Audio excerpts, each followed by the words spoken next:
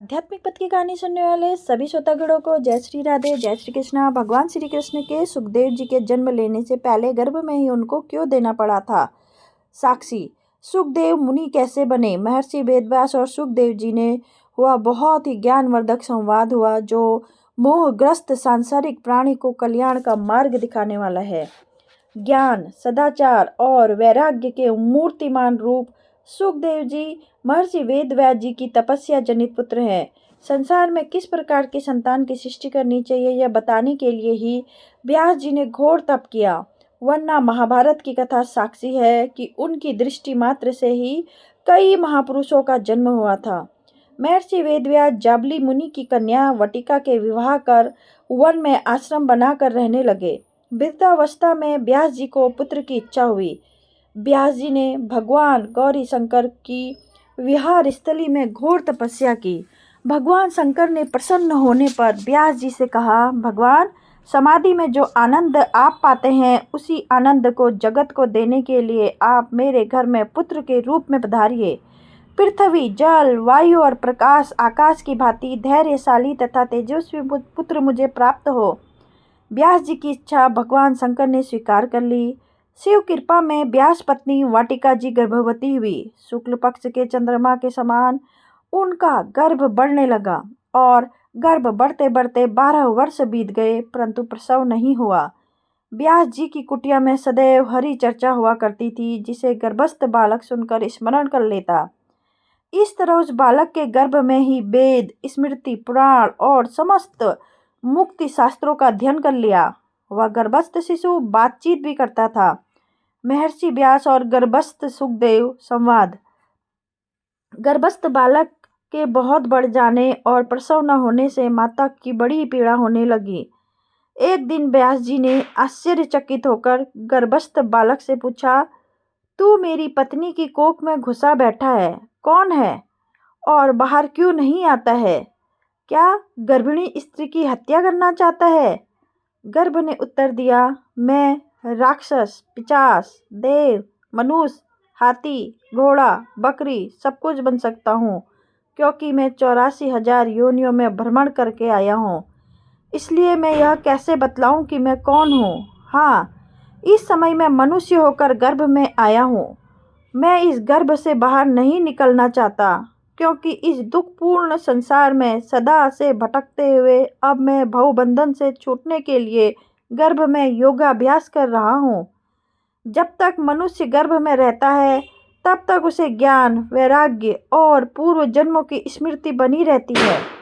गर्भ से बाहर आते ही भगवान की माया के स्पर्श से ज्ञान और वैराग्य छिप जाते हैं। इसलिए मैं गर्भ में ही रहकर यहीं से सीधे मोक्ष की प्राप्ति करूंगा। व्यास जी ने कहा, तुम इस नरक रूप गर्भ से बाहर आ जाओ, नहीं तो तुम्हारी माँ मर जाएगी। तुम पर वैष्णवी माया का असर नहीं होगा। मुझे अपना मुख कमल दिखलाकर पितृ ऋण से मुक्त करो। गर्भ ने कहा, मुझ पर माया का असर नहीं होगा। इस बात के लिए यदि आप भगवान वासुदेव की जमानत दिला सकें तो मैं बाहर निकल सकता हूँ, अन्यथा नहीं। इस बहाने सुखदेव जी ने जन्म के समय ही भगवान श्री कृष्ण को अपने पास बुला लिया। व्यास जी तुरंत द्वारिका गए और भगवान वासुदेव को अपनी कहानी सुनाई। भक्ताधीन भगवान जमानत देने के लिए तुरंत व्यास जी के साथ चल दिए और आश्रम में आकर गर्भस्थ बालक से बोले, हे बालक, गर्भ से बाहर निकलने पर मैं तुझे माया मोह से दूर करने की जिम्मेदारी लेता हूँ। अब तू शीघ्र बाहर आ जा। भगवान श्री कृष्ण के वचन सुनकर बालक गर्भ से बाहर आकर भगवान व माता पिता को प्रणाम कर वन की ओर चल दिए। प्रसव होने पर बालक 12 वर्ष का जवान दिखाई पड़ता था। उसके श्याम वर्ण के सुगठित, सुकुमार व सुंदर शरीर को देखकर व्यास जी मोहित हो गए। पुत्र को बन जाते देखकर व्यास जी ने कहा, पुत्र, घर में रह, जिससे मैं तेरा जात कर्मादि संस्कार कर सकूं। बालक ने उत्तर दिया, अनेकों जन्म से मेरे हजारों संस्कार हो चुके हैं, इसी से मैं संसार सागर में पड़ा हुआ हूँ। भगवान ने व्यास जी से कहा, आपका पुत्र सुख की तरह मधुर बोल रहा है, इसलिए पुत्र का नाम सुख रखिए। यह मोह माया रहित सुख आपके घर में नहीं रहेगा। इसे इसकी इच्छा अनुसार जाने दीजिए, इससे मोह न बढ़ाइए। पुत्र मुख देखते ही आप पितृ ऋण से मुक्त हो गए हैं। ऐसा कहकर भगवान द्वारिका चले गए। उसके बाद व्यास जी और सुखदेव जी में बहुत ही ज्ञानवर्धक संवाद हुआ, जो मोहग्रस्त सांसारिक प्राणी की कल्याण का मार्ग दिखाने वाला है। व्यास जी, जो पुत्र पिता के वचनों के अनुसार नहीं चलता, वह नरकगामी होता है। सुखदेव जी बोले, आज मैं जैसे आपसे उत्पन्न हुआ हूँ, उसी प्रकार दूसरे जन्म में आप कभी मुझसे उत्पन्न हो चुके हैं। पिता पुत्र का नाता यूं ही बदला करता है। व्यास जी, संस्कार किए हुए मनुष्य ही पहले ब्रह्मचारी, फिर गृहस्थ, फिर वानप्रस्थ और उसके बाद सन्यासी होकर मुक्त पाते हैं।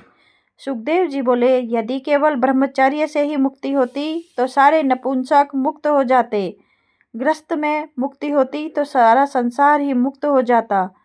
वानप्रस्थियों की मुक्ति होती तो सब पशु क्यों नहीं मुक्त हो जाते। और यदि धन के त्यागने से ही मुक्ति होती तो सारे दरिद्रों की सबसे पहले मुक्ति होनी चाहिए थी। व्यास जी, वनवास में मनुष्य को बड़ा कष्ट होता है। वहाँ सारे देव पितृ कर्म में नहीं पाते हैं, इसलिए घर में रहना ही अच्छा है। सुखदेव जी बोले, वनवासी मुनियों को समस्त तपों का फल अपने आप ही मिल जाता है, उनको बुरा संग तो कभी होता ही नहीं है। व्यास जी बोले, यमराज के यहाँ एक पुत्र नामक घोर नरक है। पुत्रहीन मनुष्य को उसी नरक में जाना पड़ता है, इसलिए संसार में पुत्र होना आवश्यक है। सुखदेव जी बोले, यदि पुत्र से ही सबको मुक्ति मिलती हो तो कुत्ते, सूअर, कीट पतंगों की मुक्ति अवश्य हो जानी चाहिए। व्यास जी ने बोला, इस लोक में पुत्र से पितृ ऋण, पौत्र देखने से देव ऋण और पपौत्र के दर्शन से मनुष्य समस्त ऋणों से मुक्त हो जाता है। सुखदेव जी बोले कि गीध की तो बहुत बड़ी आयु होती है, वह तो न मालूम कितने पुत्र, पौत्र, पपौत्र का मुंह देखता है, परंतु उसकी मुक्ति तो नहीं होती। श्री सुखदेव जी समस्त जगत को अपना ही स्वरूप समझते हैं, अतः उनकी ओर से वृक्षों में व्यास जी को बोध दिया, महाराज आप ज्ञानी हैं और पुत्र के पीछे पड़े हैं। कौन किसका पिता और कौन किसका पुत्र, वासना पिता बनाती है और वासना ही पुत्र बनाती है। जीव का ईश्वर के साथ संबंध ही सच्चा है। पिताजी मेरे पीछे नहीं, परमात्मा के पीछे पड़िए। सुखदेव जी वृक्षों द्वारा ऐसा ज्ञान देकर वन में जाकर समाधिस्थ हो गए।